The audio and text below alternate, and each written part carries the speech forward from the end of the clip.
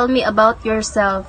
I am Saniboy E. Gamiro Jr. I am graduated in Northeastern Mindanao State University, major in Bachelor of Science and Business in Economics. I am hardworking and flexible individual who is always eager to learn. I recently completed my internship where I learned how to adapt a different task and manage responsibilities under pressure.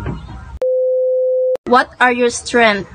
My strengths include patience, teamwork, and the ability to stay calm even in stressful situations.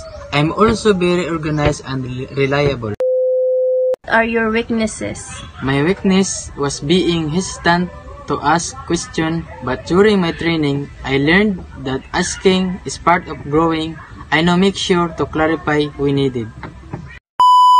Why should we hire you? You should hire me because I am responsible, eager to improve, and ready to take on my challenge.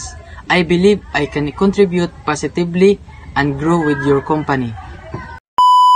What would you do if you were given a task you are unfamiliar with? If I were assigned a task I'm unfamiliar with, I would research it first and try to understand what's needed.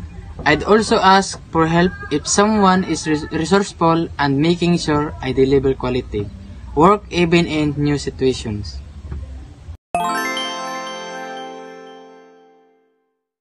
Subscribe to my channel.